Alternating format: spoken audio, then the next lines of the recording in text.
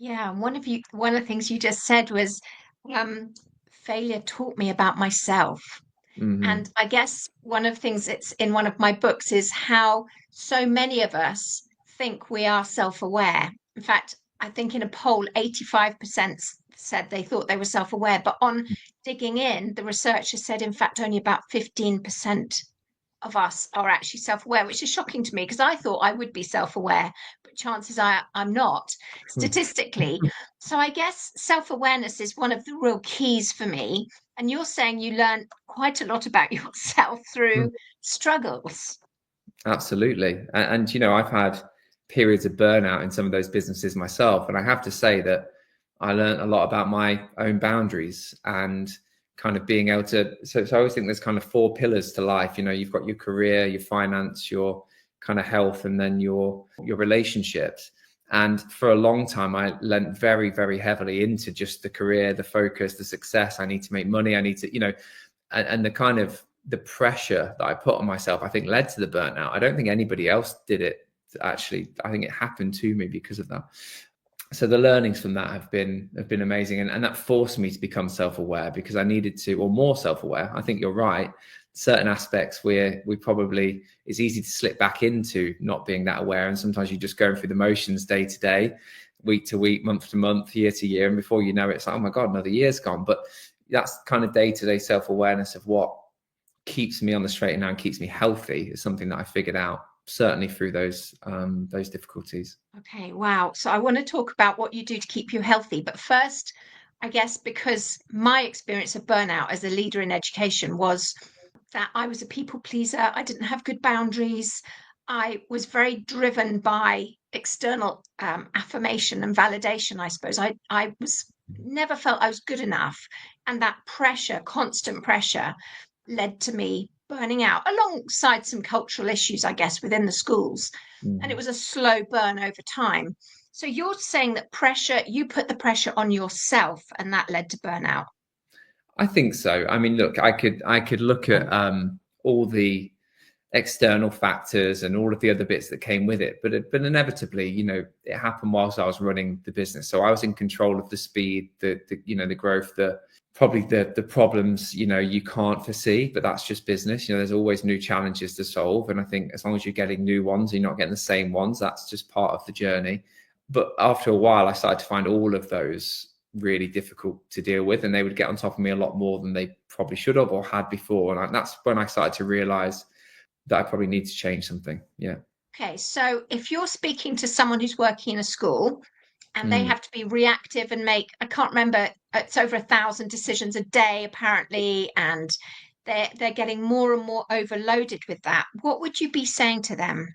I think recognizing that and how you deal with it, because I'm sure to be in that position in the first place, there's been lots of times when answering those 1,000 questions a day hasn't been a problem. But if it starts to feel like it is, I think recognizing it is the first, and then trying to find some healthy habits outside, but also inside of work. Now, I know obviously you've got to work around the class schedules and all the rest of it, but in those downtime moments or those hours after work, which is marking and doing all the other bits and bobs, are there areas of control that you can put in that allow you to take proper stock of what is and isn't working for you?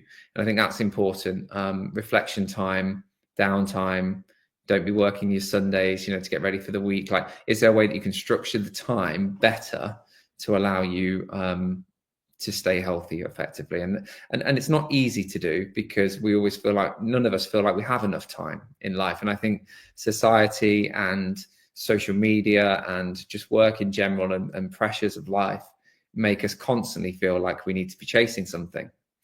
But actually, perspective in this is important. And I think just remembering that time is limited, as human beings on this planet, but also as in your careers, and stepping back and allowing downtime and being respectful of your own time isn't going to change the course of your career that much. It really isn't. It feels like at the time it is, but it's not. So really finding those moments to kind of respect yourself are important.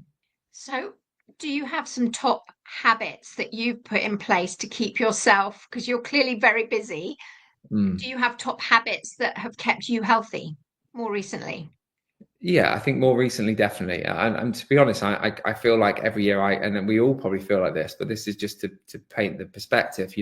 I feel like I get busier and busier, and I'm a sucker for punishment. I take on more opportunities, more roles. I've just literally this morning founded another company with somebody. Like that. There's always things going on, but I have some like non-negotiables, and I think these non-negotiables are really important. So, I'm not a 5 a.m. nut job up in the morning off to running out there. Not that anyone that does that is, by the way, but it's not me. I've tried it, didn't work for me. But I do get up in the morning and I make sure I have an hour before I open the laptop or I start digesting devices. And that hour is normally between kind of 7:15, 7:45 type time. And I have an hour where I just have breakfast and I'll sit and I'll see the dog and I'll do little things that are just offline because my whole life is in front of a screen otherwise. Then I always take a lunch break. And that sounds like a really small thing, but I force my team to do this as well because it's really easy, especially in a digital world, just to have your lunch sat at your desk or whatever. And I'm like, just go and have a walk. I don't care if it's like 15 minutes, 20 minutes, half an hour, whatever. Go out the house and have a walk with a podcast or, some music, whatever. And I kind of do that so these are really small, they sound really basic things, but they make a big difference. And I think a lot of us skip them. Then I make sure that I exercise at least 4 times a week because I had a whole period where I was burnt out and I wasn't exercising and being careful of what I ate and all the rest of it. I put on some weight and I felt really just generally low self-esteem. And if you do that, it affects everything else. So I think just feeling healthy, good about yourself makes a big difference. So that's it. And then at the weekends, I allow myself an hour on a Sunday to prep for the week, but that's it. And I don't do any more. So I have my weekends off and I make sure I actually have them off. Friday night, my partner and I, we have a thing where laptops must be closed by 6 and we have an evening together. So it's little things that probably don't sound like a lot, but if you force yourself to stick to them, what I realize is sometimes I shut that laptop on a Friday and I've still got a to-do list as long as my arm, but it's okay. On Sunday, I'll map out how I can fit it into the next week and I will inevitably get through the stuff that's a priority. I'm fortunate enough that I'm not, doing brain surgery or rocket science for a job. So no one's going to die if I don't get to it till the next week. And, that's how I look at it. It's interesting, isn't it, that small things, well, you call them small things, right, are making a really fundamental difference to you. Because I remember it was very soon, just before I burnt out and had to stop in school. I remember saying to myself, right, I desperately need to eat some lunch. I've got a parent who talks at me, who is desperate for a phone call.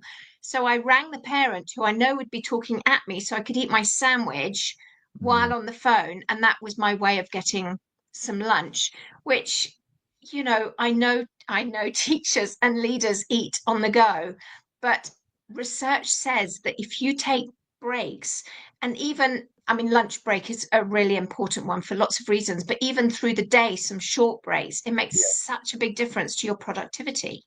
It does. I spend a lot of time now. I'm quite fortunate to spend time with a lot of leaders at different levels in their career, but some of them, are, running companies, hundreds of millions of turnover. And they actually, when you spend time with them, seem like they have the least to do of anybody I've ever met. Don't get me wrong, they're doing serious work and they are answering some I'm sure I'm maybe seeing it through a lens. But when I see them, they're relaxed. They're happy to go for a 2-hour lunch. They're happy to do it. And I think the way that they approach it, they manage the stress levels. Because don't get me wrong, they'll be locked in a room sometimes doing 12-hour sessions, and I'm sure the board meetings are intense.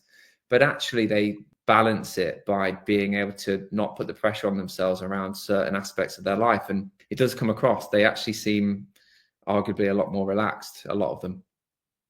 Wow. Okay. So if you, let's say there's leaders on here who are saying, Luke, you don't get it, my workload. And, I've got 100 staff in my school and they're all completely overwhelmed. I'm completely overwhelmed. What would you be saying to them?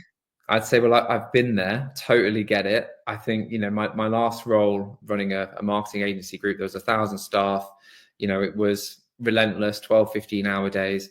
I still would argue, because I found a way to do it in the last year, which kept me from complete burnout in the end, was putting in these small habits. And it's all about daily small wins that actually I think build success over time. And I talk about it a lot in my content I put out online, but it's about finding kind of solace and enjoyment in those day-to-day wins. So if you get to the end of the day and you're stressed and you go to bed stressed and your heart rate's up and you probably don't sleep that well, and then the next day it compounds and it compounds and it compounds, in the end, of course, you're going to feel rubbish about things. And then you start hating the job, you're going to start hating the situation, and all of that builds up. But just allow those little moments for yourself throughout the day, which really won't change the outcome from a career perspective, but they might well just change how you view perspectively your day, and that will make a massive impact to your kind of well-being, your happiness, and your enjoyment of the process, right? So having had 4 exits now at different levels of cash, what I would say is the money isn't the be all end all, is what I've realized, and actually chasing that as a goal is quite soulless in the end. So what I've learned now is what I actually realized that I love is actually just building things. I love building businesses. And if you love teaching children and you love, helping them on their path of life and setting them up for success, then don't forget that, and don't let all of the other aspects of it dampen that down.